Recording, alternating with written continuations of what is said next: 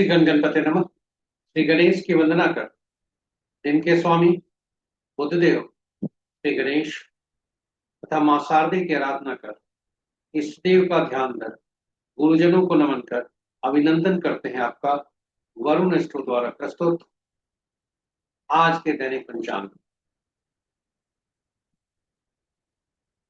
यह नित्य प्रस्तुत होते हैं और इसका लघु भाग हम अलग से प्रस्तुत करते रहे। इसमें डेटा जो भी प्रयुक्त हुए हैं पंचांग से लिए गए हैं, छवि तथा ध्वनि गूगल से ली गई है और यह प्रस्तुति यूट्यूब के माध्यम से आप तक पहुंचाई जा रही है। दैनिक पंचांग पंचांग मुख्यतः पंचांग के मुख्यतः 5 अंग होते हैं और इस प्रस्तुति के भी 5 भाग 5 अंग। पहला भाग पंचांग मुहूर्त और ग्रहों के गोचर से संबंधित है और इसी में से पंचांग और मुहूर्त को लेकर हम लघु पंचांग अलग अलग से प्रस्तुत करते रहे। दूसरा भाग जन्म नक्षत्र से संबंध है, यानी चंद्रमा जन्म नक्षत्र में जन्म कुंडली में जिस नक्षत्र में है और आज चंद्रमा जिस नक्षत्र में भ्रमण कर रहे हैं उसके अनुसार आज कैसा दिन होने के संकेत हैं और नक्षत्र में जन्मे जातक हैं।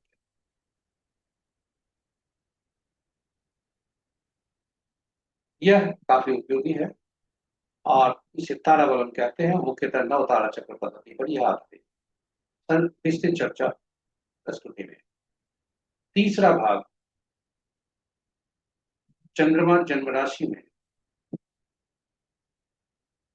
चंद्रमा जन्म कुंडली में जिस राशि में है और आज जिस राशि में भ्रमण कर रहे हैं उसके अनुसार कैसा दिन करने की संभावना, इसे चंद्र बलम कहते हैं। चौथा भाग आज के चौघरिया से है। चौघरिया एक प्रकार का मुहूर्त है जो शुभ बताता है और दैनिक कार्यों से लेकर विशेष कार्यों सभी करके के लिए यह उपयोगी है। विस्तृत चर्चा हम प्रस्तुति में करेंगे।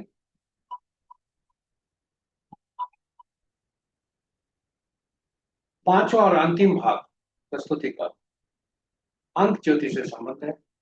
हम अंकों के अंक में जन्म लेते हैं, अंकों के अंक में रहते हैं, अंक हमें भी छोड़ नहीं सकते, हम भी अंकों नहीं छोड़ते, अंकों के पीछे रहते। अंक हमारा एक तरह का महत्वपूर्ण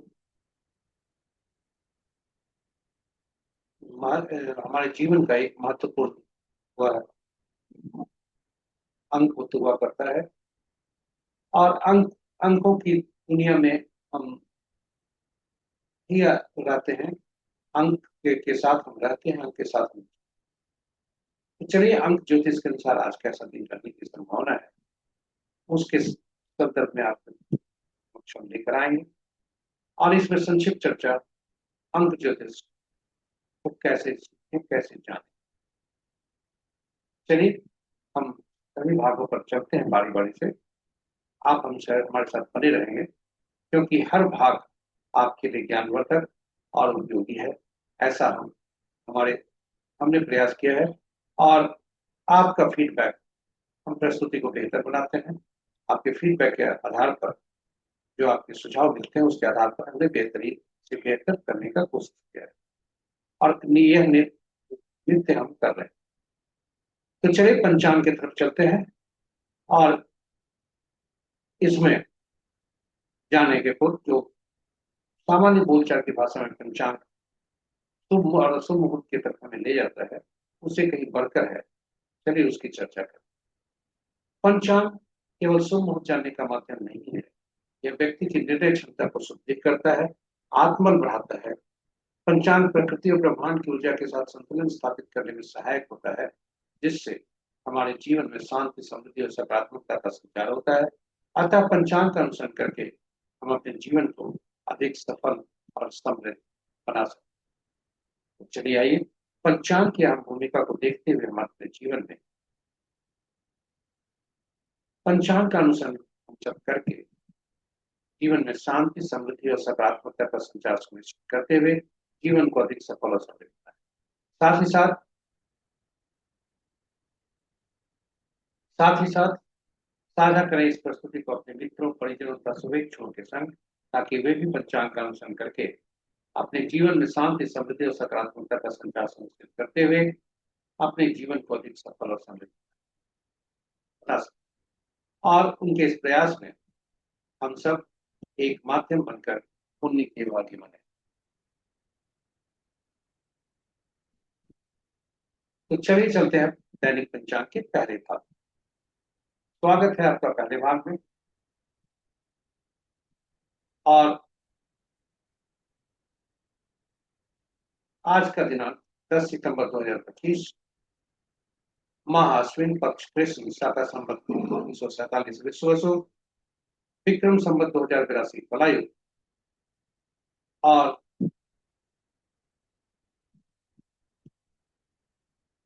कलयुग का 5126वां वर्ष। आज का सूर्योदय 5:33 पर, सूर्यास्त 5:59। आज का दिशा शुभ उत्तर है। फिर भी इस दिशा में यात्रा करना हुआ तिल या धनिया का सेवन कर यात्रा में शुभता है। पंचांग के पांचों अंक की तरफ चलते हैं।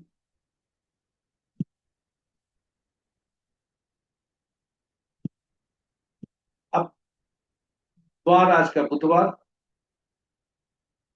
तिथि अपराह्न 3:37 तक तृतीया, उसके बाद चतुर्थी। तृतीया तिथि जया के अंतर्गत आता है और चतुर्थी रिक्ता के अंतर्गत आता है। अपराह्न नक्षत्र अपराह्न 4:03 तक रेवती, उसके बाद अश्विनी। योग रात्रि 8:31 तक वृद्धि, उसके बाद ध्रुव। करण अपराह्न 3:37 तक वृश्चिक, जो भद्रा भी है, और उसके बाद देर रात्रि 2:11 तक हो, फिर पालो। ये रहे हमारे पंचांग के पांचों। महत्वपूर्ण मुहूर्त में जाने के पूर्व भोलेनाथ को स्मरण करते हुए देखते हैं कि भोलेनाथ आज कहाँ वास कर रहे हैं। ओम नमः शिवाय। कृष्ण पक्ष तृतीया जब तक है तब तक वे क्रीड़ा स्थल पर है, जो कि शुभ नहीं है। उसके बाद चतुर्थी तिथि आती है, जब भोलेनाथ कैलाश पर्वत पर रहते हैं, वह शुभ व्रत है। ओम नमः शिवाय। ओम नमः शिवाय। महत्वपूर्ण मुहूर्त में महत्वपूर्ण मुहूर्त के शुभ मुहूर्त महत्वपूर्ण मुहूर्त के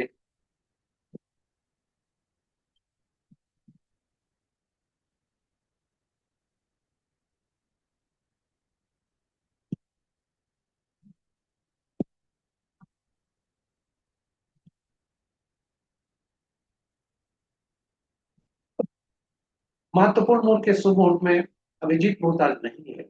अमृत काल अपराह्न 1:51 से 3:19 अपराह्न तक।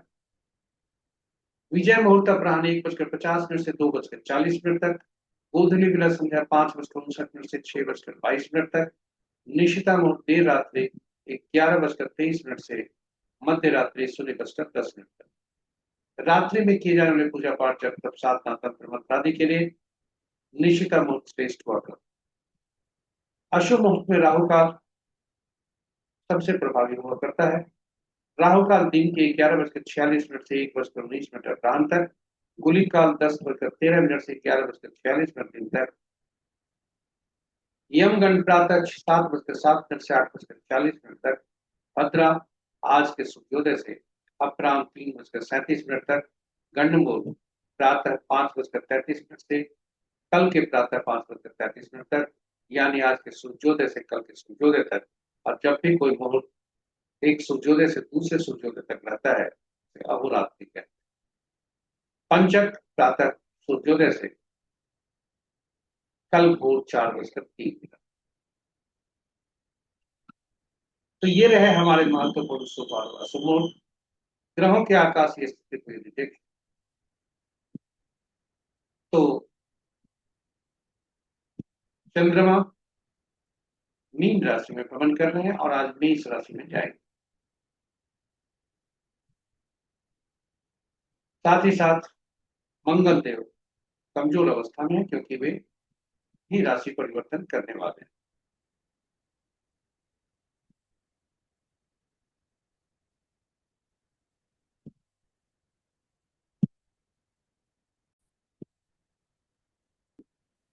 बृहस्पति देव कमजोर अवस्था की ओर बढ़ रहे हैं, क्योंकि वे भी अक्टूबर में कर्क राशि में जाने वाले हैं। इस प्रकार बृहस्पति देव और मंगल देव का राशि परिवर्तन होने वाला है। मंगल देव का राशि परिवर्तन 13 तारीख को होगा इसी माह का। शेष ग्रह की स्थिति पूर्ववत है। मित्र राशि में फिलहाल आज के दिन में 3 ग्रह हैं। शत्रु राशि में 4 ग्रह हैं। सम राशि में 1 ग्रह है और अपनी ही राशि में सूर्य देव 1 ग्रह।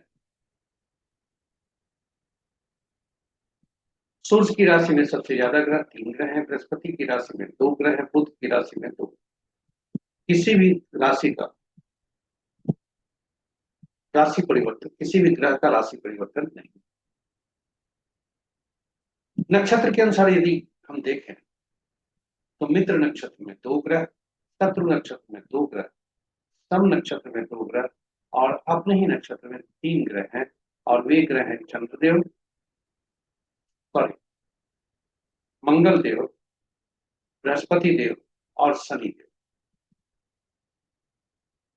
बुध और शुक्र का आपस में नक्षत्र परिवर्तन है, क्योंकि बुध शुक्र पूर्व फाल्गुनी नक्षत्र में जो शुक्र का है और शुक्र देव अश्लेषा नक्षत्र में है जो बुध का है। दोनों आपस में नक्षत्र परिवर्तन कर रहे हैं। शुक्र देव के नक्षत्र में सबसे ज्यादा ग्रह 3 ग्रह हैं। बृहस्पति देव के नक्षत्र में 2 ग्रह हैं। बुध देव के नक्षत्र में 2 ग्रह।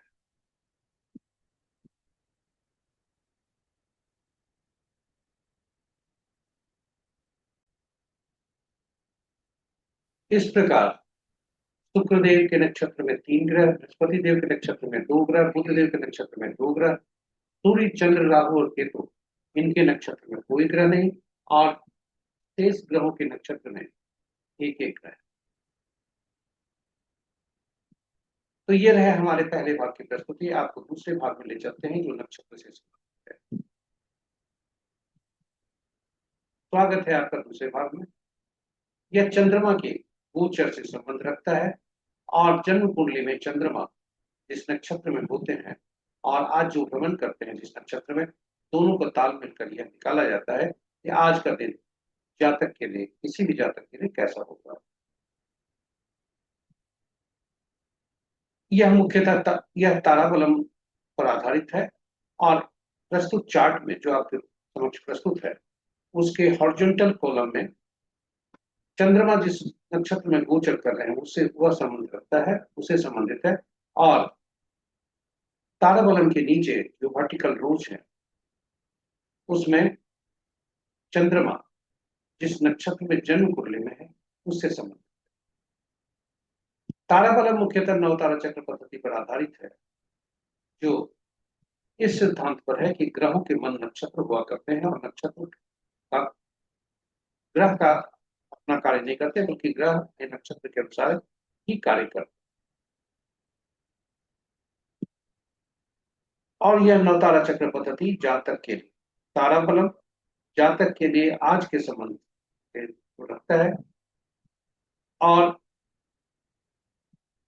नवतारा चक्र पद्धति सभी ग्रहों से संबंध रखता है। सभी जातक के लिए क्या कौन से ग्रह शुभकारी होंगे, कौन से शुभकारी है, वह दिखाता है, जिससे हम जन्म दशा महादशा का फल, जन्म कुंडली में ग्रहों का फल और विभिन्न लोगों से जो संबंध होते हैं हमारे, चाहे घर परिवार संसार, उससे कितने हम लाभान्वित हो सकते हैं, कौन हमारे लिए पीड़ादायक हो सकता है, यह हम जान सकते हैं। तो चलिए, ग्रहों के मन नक्षत्र जब होते हैं तो नवतारा चक्र पद्धति पर थोड़ा सा संक्षिप्त विवरण देते हैं आपके पास समक्ष, क्योंकि इस पर विस्तृत जो प्रस्तुति है हमने YouTube पर रखी है। आप उसे संदर्भित करें, वह ज्ञानवर्धक और उपयोगी होगा, ऐसा हमारा पक्का विश्वास है। नवतारा चक्र पद्धति में ग्रहों, चूंकि चंद्र नक्षत्र कुल 27 होते हैं और ग्रह 9 ही होते हैं, इसलिए कौन से नक्षत्र किस ग्रह का फल देंगे इसका निर्धारित करने के लिए 27 नक्षत्र को 3 श्रेणियों में रखा गया, 9 नक्षत्र करके। पहले पहले श्रेणी में पहला से 9वां नक्षत्र तक, दूसरे श्रेणी में 10वां से 18वां तक, तीसरे में 19वां से 27वां तक। और ग्रहों को महादशा के क्रम में रखा गया। पहला केतु से आरंभ हुआ, केतु पहला, शुक्र दूसरा, सूर्य तीसरा, चंद्रमा चौथा, मंगल पांचवा, राहु छठा, बृहस्पति सातवां, शनि आठवां और बुध नौवां।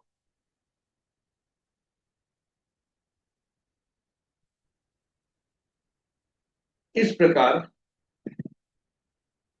ग्रहों के को हमने देखा कि कैसे उसको सब सूचीबद्ध किए गए। अब पहला नक्षत्र में से पहला नक्षत्र जो हुआ हर श्रेणी में से, उसको केतु देव से जोड़ा, यानी पहला 10वां 19वां नक्षत्र जो हुए उसके स्वामी केतु देव बने। दूसरा 11वां और 20वां नक्षत्र के स्वामित्व शुक्र को मिला। तीसरा 12वां और 21वां नक्षत्र का स्वामित्व सूर्यदेव हो गया, और इसी क्रम में बढ़ते हुए 9वां 18वां 27वां नक्षत्र के स्वामी बुधदेव। और यह सूची इस प्रकार, यह आपके लिए उपयोगी है, इसे सहेज कर रख सकते। इस प्रकार ग्रहों को नक्षत्रों से जोड़ा गया। अब फलित कैसे करते हैं, यह बहुत महत्वपूर्ण है, इसे ध्यान से देखें। जन्म पत्रिका में चंद्रमा जिस नक्षत्र में हो, उसके स्वामी को हम पकड़ते हैं और वहां से गणना आरंभ करते हैं, यानी वे पहला ग्रह बनते हैं। उदाहरण स्वरूप किसी का जातक का जन्म सूर्य के नक्षत्र में कृतिका, उत्तरा फाल्गुनी या उत्तराषाढ़ा के नक्षत्र में हुआ हो, तो फिर सूर्य से हम गणना आरंभ करेंगे, और वैसी स्थिति में पहला ग्रह सूर्य बने, दूसरा चंद्रमा, तीसरा मंगल, चौथा राहु, पांचवा बृहस्पति, छठा शनि, सातवां बुध, आठवां केतु और नौवां शुक्र।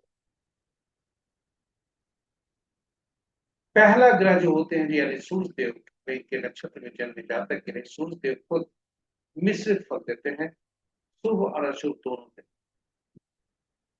वहीं दूसरा, चौथा, छठा, आठवां और नौवां ये शुभ फलदायी होते हैं। तो सूर्य के नक्षत्र में जन्मे जातक के लिए मंगल देव, बृहस्पति देव,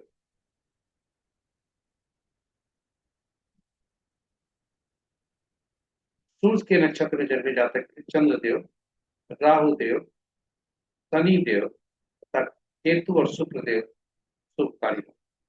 वहीं चंद्रमा सूर्य के नक्षत्र में जन्मे जातक के लिए मंगल देव, बृहस्पति देव और बुध देव ये पीड़ादायक। यह इस क्रम से आपको पता चले।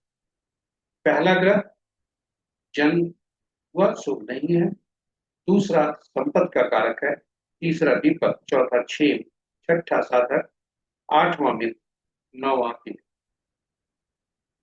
अब यदि हम इस प्रकार ग्रहों की स्थिति जान गए कि कौन से ग्रह हमारे लिए शुभ है, कौन से ग्रह अशुभ है, तो क्या दशा महादशा का फल आप जान सकते हैं ना, कि कौन सी अवधि हमारे लिए शुभ होगी, कौन सी अशुभ होगी। और इसके अनुसार शुभ कार्यों का निष्पादन हम शुभ ग्रहों के दशा महादशा में कर सकते हैं, और अशुभ ग्रहों की स्थिति में हम अपने आप को मानसिक रूप से तैयार रख सकते हैं कि हमें चुनौती स्वीकार कर। इससे पीड़ा कम होती है और अंततः यह स्वास्थ्य को लाभकारी होता है। दूसरा, जन्म कुंडली में यदि ग्रह बहुत अच्छी अवस्था में, कैसी अवस्था में है, कैसा फल देंगे। अगर यहाँ पर नौ तारा चक्र पद्धति में ये अच्छे नहीं है, जन्म विपद प्रत्यय या नैधन्य में है, तो फिर शुभ फल कहां से। मैं आपको बता दें, जो भी लाभ होते हैं जैसे जैसे क्रम बढ़ता है वैसे, या जो भी फल होते हैं क्रम जैसे बढ़ता जाता है वैसे ही वो उसकी मात्रा बढ़ती है, मैग्नीट्यूड बढ़ता है। उदाहरण स्वरूप यदि पीड़ा है तो पहला कम, तीसरा उससे ज्यादा, पांचवा उससे ज्यादा, सातवां बहुत ज्यादा, जो असह्य जिसको बोलते। तो अब हम यहां से जान गए कि कौन से ग्रह हमारे लिए शुभकारी है, कौन से अशुभकारी। तो कुंडली में बैठे कौन से ग्रह हमारे लिए शुभकारी हो सकते हैं, कौन से अशुभ। साथ ही में जो शुभकारी ग्रह हैं उनके नक्षत्र में जन्मे जाकर हमारे लिए सुख के कारक हो सकते हैं। वही अशुभकारी जो हो गए वो हमारे लिए पीड़ादायक हो सकते हैं, बाधा कर दे सकते हैं, अशुभ भी कर सकते हैं। तो इस तरह से हम ग्रहों की स्थिति नौ तारा चक्र पद्धति से स्थिति देखते हैं। हमें ये देखना है कि हमें कौन सा, उदाहरण स्वरूप जन्म कुंडली से कौन सा ग्रह ऐसा होगा जो हमें संपत्ति का कारक, तो जो संपत्ति का कारक यहाँ पर है, मान लीजिए सूर्य के नक्षत्र में जन्मे जातक के चंद्रमा संपत्ति के कारक है, और यदि चंद्रमा संपत्ति के कारक है और वे कहाँ बैठे, उससे संबंधित कार्य करने से संपत्ति के लाभ। तो ये रहे संक्षिप्त परिचय नौ तारा चक्र पद्धति पर। और नौ तारा चक्र पद्धति आपके लिए हम विशेष प्रस्तुति भी लाए हैं, आप उसे जरूर देखें, ज्ञानवर्धक होगा और उपयोगी भी, ऐसा विश्वास है। आप अपने जन्म नक्षत्र के अनुसार देखें कि पहचाने कि कौन से ग्रह आपके लिए शुभकारी है, कौन से अशुभकारी, यह जीवन पर्यंत आपके लिए उपयोगी हो। तो चलिए आज के संदर्भ में चंद्रमा से परिप्रेक्ष्य कर देखते हैं कि आज का दिन कैसा है। चंद्रमा आज रेवती नक्षत्र में गोचर कर रहे हैं, जो कि संध्या 4:03 रहे, उसके बाद अश्विनी नक्षत्र में आ जाएंगे, जो कि केतु के नक्षत्र। इस प्रकार यदि देखें तो भरणी, पूर्वा फाल्गुनी या पूर्वाषाढ़ नक्षत्र में जन्मे जातक के लिए पहला भाग मित्र होते हैं, दूसरा भाग अति मित्र होते हैं, इसलिए दोनों के लिए उनके लिए शुभकारी होगा। वहीं यदि हम दूसरा देखते हैं, उदाहरण स्वरूप पुनर्वसु, विशाखा, पूर्वा भाद्रपद, तो पहला भाग विपद का है, दूसरा भाग शुभकारी। इसी तरह से हम सभी ग्रहों के सभी नक्षत्रों में जन्मे जातक अपना अपना देख सकते। सावधानी क्या बरतनी है कि जिसका भी जन्म नक्षत्र, आज का तारा जन्म विपद प्रत्यय या नैथनी में है, तो वे जब भी जिस अवधि तक है उस अवधि में नए और शुभ कार्यों को करने के लिए सिर्फ अपने आप से बचें, कुछ डालें अगले समय के लिए, या आपके शुभ समय आने वाले हैं, 4:03 के बाद आने वाले हैं उदाहरण स्वरूप, तो फिर आप उसके पहले ही उस कार्य को कर डालें, अन्य मुहूर्त को दें। किंतु उपाय कुछ भी न करें, क्योंकि उपाय प्रमाणित नहीं है। फिर भी आपकी जानकारी के लिए उपाय आपके समक्ष रख रहे हैं, केवल जानकारी के लिए इसका उपयोग न करें, क्योंकि यह इसकी पुष्टि नहीं हुई। पुष्ट जन जन्म में आज का तारा पड़ता है तो पीला कद्दू पत्ते वाली सब्जी का दान करें, विपत में पड़ता है तो गुड़ का दान करें, प्रत्यय पड़ता है तो नमक का दान करें, और निर्धनी में आज का तारा पड़ता है तो नोट को त्यागें, मजबूरी हुई तो तिल सहित छोड़ जाओ। तो ये रहा आज का दूसरे भाग की प्रस्तुति। तीसरे भाग में आपको ले चलते हैं कि जन्म पत्रिका में चंद्रमा जिस राशि में है, यानी चंद्र की राशि के अनुसार ही देखा जाता है, लगन के अनुसार नहीं देखा जाता है, उसके अनुसार आज कैसा फल है, जिसे चंद्र फलम कहते हैं। चंद्रमा आज मीन राशि में है, उसके बाद वे मेष राशि में जाएंगे, जो मंगल की राशि। तो आज देखते हैं पहले भाग में जब तक मीन राशि में है तब तक के फल क्या है। तो वृषभ राशि, मिथुन, कन्या, तुला, मकर और मीन राशि के जातक के लिए शुभता के संकेत हैं। उसके बाद जब वे उस स्थान से हटते हैं, मेष राशि में जाते हैं, तो मेष, मिथुन, कर्क, तुला, वृश्चिक और कुंभ राशि के जातक के लिए शुभता के संकेत। शेष राशि सावधान रहें, इस देव का ध्यान करें, और कहीं भी कार्य करने में थोड़ा एक जो कहते हैं कि ज्यादा सावधानी रखना वह। इन्हीं शब्दों के साथ हम आपको ले चलते हैं चौथे भाग में, जो चौघड़िया से संबंधित है। यह चौघड़िया मुहूर्त एक प्रकार का मुहूर्त है जो शुभ और अशुभ समय दर्शाता है। किसी भी शुभ काम को करने के लिए इसका उपयोग किया जाता है, इसकी उपयोगिता काफी है, और वह कार्य चाहे पूजा हो, शुभ कार्य हो, कोई भी पहला बार हम कार्य करने जा रहे हैं तो उसके लिए हम चौघड़िया जरूर दें। सलाह है, यदि कोई व्यक्ति कोई मुहूर्त नहीं देखना चाहता हो तो कम से कम शुभ कार्य को करने के लिए और उसमें शुभता लाने के लिए चौघड़िया मुहूर्त जरूर दें। चौघड़िया मुहूर्त होता क्या है, इस पर हमने अलग प्रस्तुति भी रखी है। चौघड़िया की उपयोगिता को देखते हुए चौघड़िया की उपयोगिता हिंदी में और यूटिलिटी और चौघड़िया अंग्रेजी में यूट्यूब में हमने पोस्ट करके रखा है, आप उसे जरूर देखें। अब चौघड़िया संक्षेप में आपको बता दें, कुल 8 चौघड़िया दिन के होते हैं, 8 चौघड़िया रात के होते हैं। और चूंकि सप्ताह के दिन 7 ही दिन होते हैं, इसलिए 7 चौघड़िया से 7 साप्ताहिक दिनों से जोड़ने हेतु 7 चौघड़िया का नामकरण। और 8वां चौघड़िया जो दिन का पहला चौघड़िया हुआ करता है, वह अंतिम चौघड़िया होता है। आदि का चौघड़िया, अंत का चौघड़िया दोनों एक ही होते हैं। इस प्रकार चौघड़िया का, हर चौघड़िया का संबंध साप्ताहिक दिनों से हुआ। और हम जानते हैं कि हर साप्ताहिक दिन के स्वामी अलग अलग ग्रह हैं, और वे ग्रह विभिन्न कार्य करने के लिए, विभिन्न प्रयोजन के लिए अधिकृत। तो इस प्रकार हर चौघड़िया दैनिक कार्यों से लेकर विशेष कार्यों के लिए उपयोगी हुआ करता है। चौघड़िया को देखते समय यह जरूर देखना चाहिए कि दिन का चौघड़िया अक्सर राहु बेला, काल बेला और बाल बेला से ग्रसित होता है, और रात्रि का चौघड़िया काल रात्रि से ग्रसित होता है। कहीं आज का चौघड़िया कौन सा चौघड़िया इन असु ये इन अशुभताओं से अधिव्याप्त है, और यदि जो भी चौघड़िया अशुभता से अधिव्याप्त हो, उस चौघड़िया को त्याग देना चाहिए, उसका उपयोग नहीं करना चाहिए। नहीं तो कार्य में शुभता तो दूर, अशुभता की संभावना ज्यादा हो। तो चलिए आज का चौघड़िया देखते हैं। आज का चौघड़िया, दिन का चौघड़िया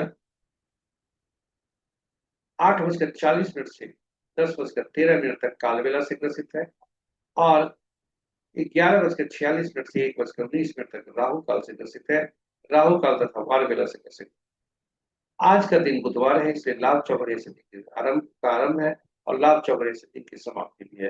रात्रि का चौघड़िया उद्वेग चौघड़िया से आरंभ है, और उद्वेग चौघड़िया से रात्रि की समाप्ति। इस प्रकार रात्रि का चौघड़िया 7:26 रात्रि के 8:53 तक काल रात्रि से ग्रसित है। इसका भी इन चौघड़िया का परित्याग करना चाहिए, उपयोग नहीं करना चाहिए। तो ये रहे हमारे चौघड़िया की उपयोगिता पर विशेष प्रस्तुति चौघड़िया। तो चलिए अब आपको ले चलते हैं अंतिम भाग। अंक शास्त्र के अनुसार आज कैसा दिन रहने की संभावना है। अंक शास्त्र हमारे जीवन का महत्वपूर्ण अंक होता है, और हम अंकों के अंक में रहते हैं। यह एकल अंक में हम अंक शास्त्र में काम होता है, और हम ईश्वर द्वारा प्रदत्त जो जन्म तिथि होती है, उसी के आधार पर अंकों का आकलन होता है, और अंकों से अन्य अंक निकलकर हम उसके अनुसार आगे बढ़ते हैं। यानी शून्य की गण को गणना में नहीं लिया जाता, और हर ये जो भी जन्म तिथि है, उसे फिर योग कर एकल अंक में परिवर्तित कर हम उसे जोड़कर अन्य अंक निकालते हैं। जब भी एक से ज्यादा अंक होता है, कंपाउंड अंक जिसे कहते हैं, जिसमें ये 2 अंक से ज्यादा प्रयुक्त होते हैं, तो वहां पर अंकों को जोड़कर, सभी अंकों को जोड़कर एकल अंक में परिवर्तित करते हैं। ये सभी अंक 1 से 9 तक, उनके स्वामी अलग अलग ग्रह हैं, और इन्हें अलग अलग नाम से जाना जाता है। एक के स्वामी सूर्य, दूसरा के चंद्रमा, तीसरा के बृहस्पति, चौथा के राहु, पांचवा का बुध, छठा का शुक्र, सातवां का केतु, आठवां का शनि, नौवां का मंगल। और इन्हें नाम से अलग अलग पाया जाता है। एक को राजा से, दूसरे को रानी से, तीसरा को गुरु से, चौथा को शरारती तत्व से, पांचवा को राजकुमार से, छठा को मंत्री से, सातवां को धर्मगुरु से, आठवां को शनि अधीनस्थ वर्ग के कर्मचारी से या न्यायाधीश से, नौवां को सेनापति से, पुलिस से या डॉक्टर से। जन्म तिथि महत्वपूर्ण हुआ करता है। जन्म तिथि से हम ड्राइवर निकालते हैं, मूलांक निकालते हैं, तिथि को जोड़कर मूलांक निकालते हैं, और कंडक्टर को जो तिथि वर्ष और माह को जोड़कर हम भाग्यांक निकालते हैं, जिसे ड्राइवर और कंडक्टर के अनुसार कहते हैं। ड्राइवर और कंडक्टर का आपस में तालमेल होना जरूरी है जीवन के गाड़ी को चलाने के लिए। यदि आपस में इनका तालमेल नहीं है, तो इनमें आपस में तालमेल नहीं है, तो इन ग्रहों को कुछ अंकों को हम जोड़कर दूसरे अंकों को से डायनेमिक अंक से जो हम बनाते हैं, उससे हम इसको तालमेल कराने का कोशिश, क्योंकि यह स्टैटिक होता है, यह स्थिर होता है, इसे पता नहीं जा सकता। अब स्टैटिक अंक वो होते हैं जो ईश्वर द्वारा प्रदत्त होते हैं और उससे हम निकालते हैं। डायनेमिक अंक वो होता है जो हम बनाते हैं। और पहला डायनेमिक अंक जो होता है जीवन का, वह नामांक होता है। आप आश्चर्यचकित होंगे, नामांक डायनेमिक अंक कैसे हो गया? क्योंकि ये तो अंक है नहीं, इसमें ना अक्षर है। तो आपको बता दें कि ये अक्षर के अंकीय मूल्य होते हैं, और अक्षर जो नाम में अक्षर प्रयुक्त हुए हैं उनके जो अंकीय मूल्य है उसे परिवर्तित कर, फिर जोड़कर विकल्प बदल कर उसे नामांक में प्रयोग करते हैं। तो यह सुनिश्चित करते हैं कि जो नामांक जो हमारा हो वह मूलांक और भाग्यांक का मित्र हो, और शत्रु तो बिल्कुल नहीं। साथ ही साथ यह सुनिश्चित करते हैं कि मूलांक और जो नाम का पहला अक्षर हो उसका जो अंकीय मूल्य हो वह नाम का जो सॉरी मूलांक और भाग्यांक, ड्राइवर और कंडक्टर का शत्रु नहीं। तो आप जानना चाहेंगे शत्रु अंक कौन से हैं? जी, लीजिए आपके समक्ष शत्रु अंक प्रस्तुत।